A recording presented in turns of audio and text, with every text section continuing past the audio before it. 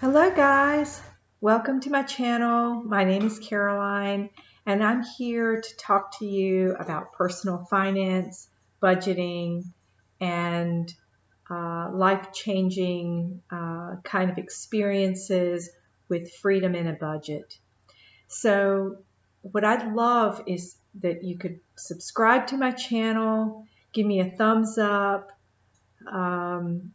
Any comments or feedback would be great if you could just leave them at the end of the video in the comments section below. Love to hear from you. So let's get right into this first video. It's about income and debt and how to tackle debt. So the first thing we need to talk about is our income versus our expenses. It's important that we know exactly how much we bring in every month. If you're not sure, go back through your bank statements, and if you have a varying income, let's say you don't live with the same amount coming in every week or 2 weeks, look back through your bank statements and try to get an average of the last 6 months, and that way you know what you're working with. Get the average. The second thing to do is look at your expenses. So bank accounts are real key, as well as credit card statements. So look back through the last 3 months and it will give you some idea of what you are spending, your spending habits, and maybe put down where the problem areas are and look at how much you're putting out there on different frivolous kind of expenses that maybe you can cut back on. So it's important to know what the total outflow is monthly. Total outflow. That is key to setting up your budget. Maybe it's difficult because it's emotional for you, and if you just forget about all the negative kind of things, or you might be feeling a little bit frightened by just looking at your budget, the best thing to do is just to look at those 3 months and get a sense of where your output is. The next thing to do is to establish an emergency fund. And I put down here $1,000. It is very important that you keep $1,000. I don't care how you get it. Find that $1,000 from somewhere, whether it's through saying I can cut back on this, or maybe your emergency fund. This gives you some idea. Let's talk about it. So your emergency fund should be $1,000. After all your debts are paid, you should be looking at about 3 to 6 months goal of your income. So 3 to 6 months of your income should be put into this emergency fund, because as you know, emergencies happen, and before you know it, your budget is not working anymore because all of a sudden you got another payment. Okay, so that's what this emergency fund is for. Not for, oh, I just want to go out and buy another pair of pants, or I have some miscellaneous expense that, or I want to go to an expensive vacation, or I just deserve this or that. So looking at 3 to 6 months would be a goal, but to start with, we need $1,000. If you can't figure out anything in your budget to cut back on, maybe we could consider some of these alternatives, side hustles, if you must. Uber Eats. Maybe you're driving for Uber or Lyft. Maybe you could start cleaning some houses, or maybe you could do a lawn service. These are just some ideas of how to maybe at least establish a $1,000 emergency fund, just to keep yourself from having to continue to put things that are unexpected on a credit card. So $1,000 is your minimum. We're going to look at a basic budget. I'm going to show you my budget every month. And there are some things in here that I've got because we don't have debt other than our mortgage. We give ourselves a little extra every month to kind of play with. So our mortgage is $938.48 a month. I've put an average utility bill of about $260 a month. Instead of paying what the utility bill sends us in the mail, I give them a check every month for $260 because that's kind of an average. So when the utility bills are a little bit lower, that $260 gets added to that account. And when the summertime hits and say the utility bills are ridiculous, that helps to kind of curb some of that high expenditure and that variable outflow. So I always have a little bit of a buffer in the utility company. Pest control, our pest control is about $40 every other month. So I just set aside about $20 a month for that.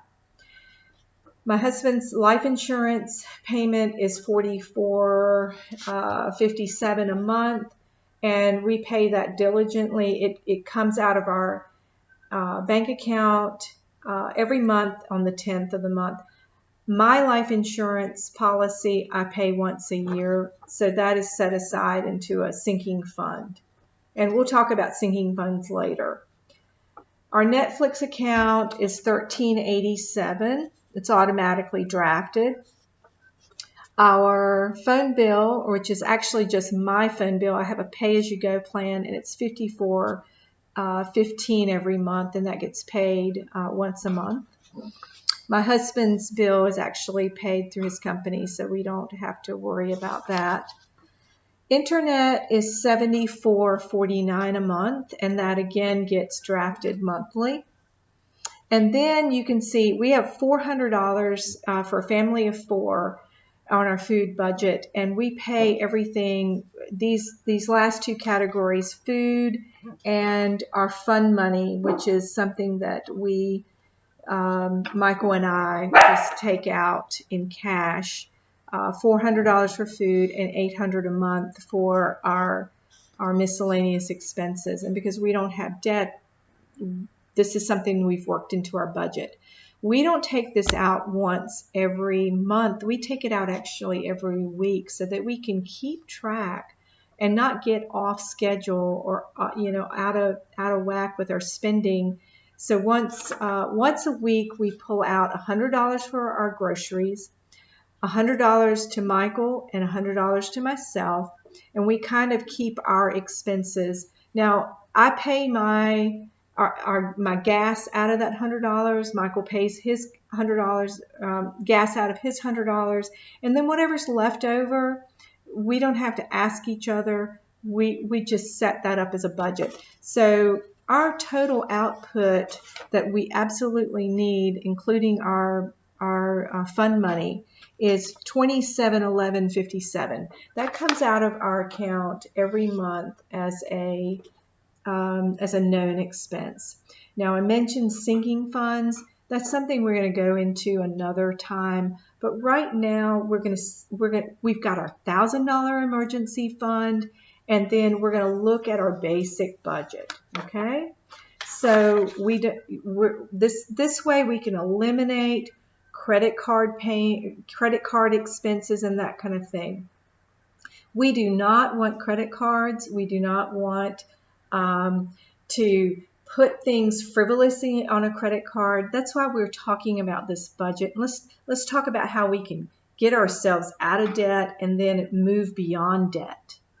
So let's say we have several debts that are outstanding and we just don't know how to pay them. So let's talk about that. I'm going to give you an example of maybe three types of debt that you might have, and you can put these numbers to your own. So we're going to talk about the debt snowball. This is something Dave Ramsey has really, created, and he really, sticks by. And this is how you can kind of tackle some of those debts. And what he says is that you should tackle the smallest to the largest. And I'm going to show you how just a couple of $100 extra a month will help you to pull that debt out. So let's look at debt number one. Let's say you have $500 on a credit card and it's just been sitting there and it's been accumulating interest and you just haven't been really tackling it. You've been only paying the monthly payment minimum of $25. So it's important to get how much your debt is and then how much your monthly minimum payment. So debt number two is $1,250 and it has a minimum payment of $62. Debt number three is $3,000 and you have a minimum payment of $120. So your total minimum payment is $237. You must pay this or you'll start to get penalties, all kinds of interest and ridiculous fees.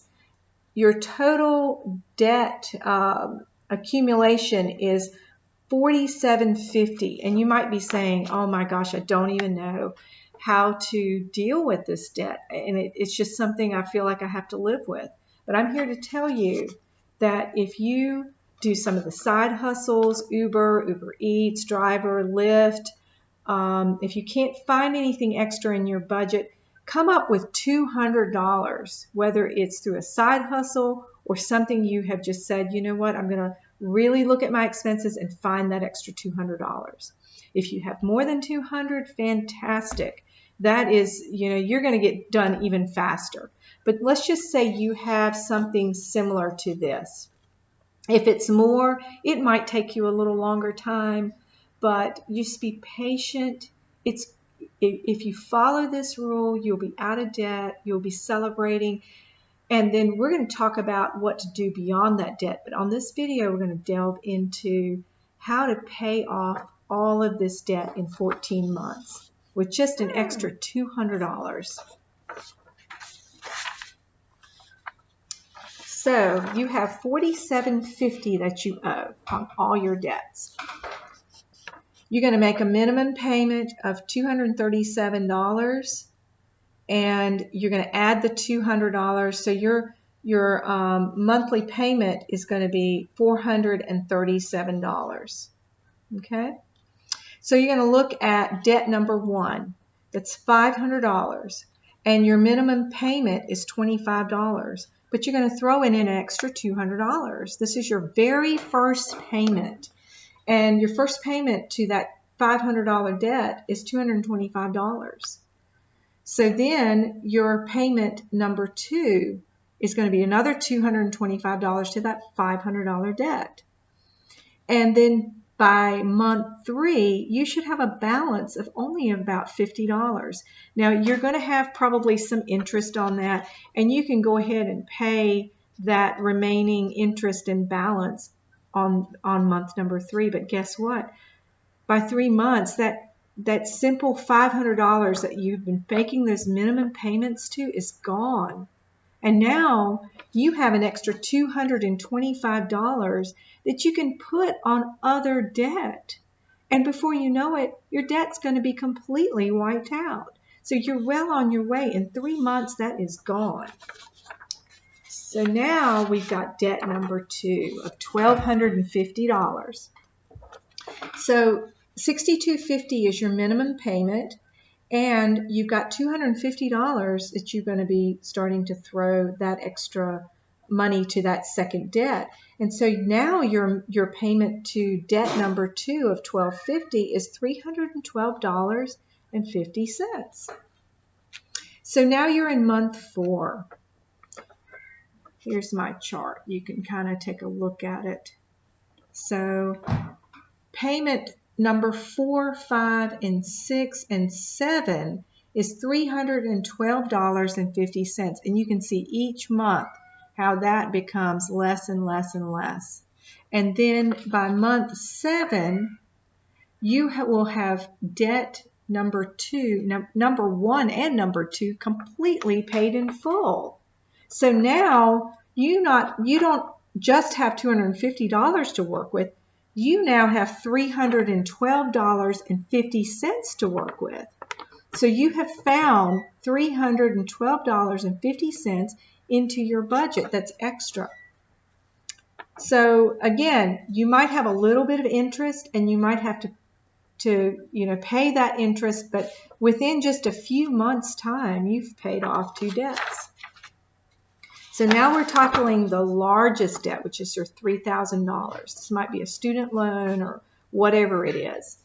So $3,000, you have a $150 minimum payment, and then you're going to throw that $312.50 that you have found. And then, so your payment is going to be $462.50 that you're going to pay on the $3,000 payment every month. So every month you're going to shave away $462.50. And this is where just starting with that $200 makes all the difference. So now you're up to month 8. Month 8, your balance will now be $25.38. Again, the $462 payment. Month 9, your balance is $2,076. Month 10, your balance is $1,640. Month 11, $1,152. Month 12, $690. Month 13, you're at $228. And guess what, guys? You're done in 14 months. You are done in 14 months. So by the end of 14 months, everything is paid in full, and you have now paid off a total of $47.50 with just an extra $200. You see how simple that can be?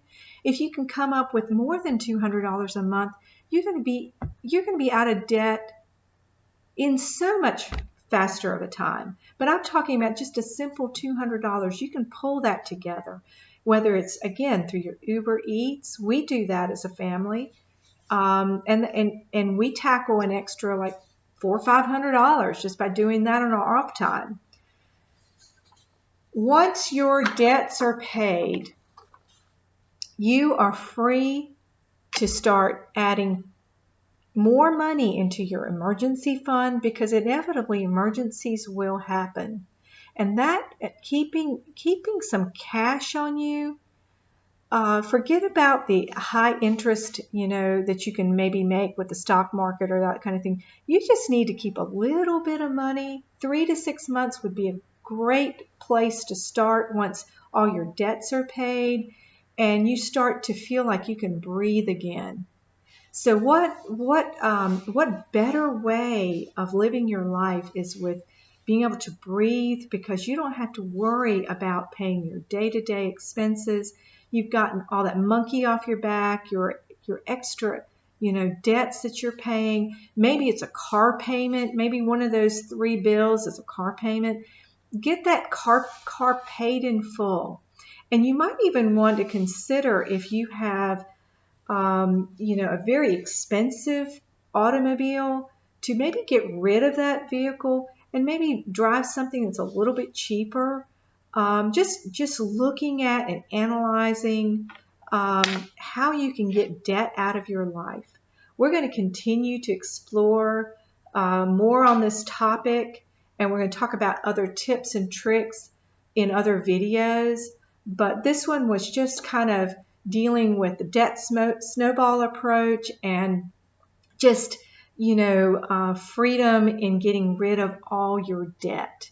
And in other videos, we're going to talk about maybe choices and that kind of thing. So give me a thumbs up if you like this video. And if you want more, comments would be greatly appreciated. Please subscribe to my channel, and see you again on the next video. Have a great day.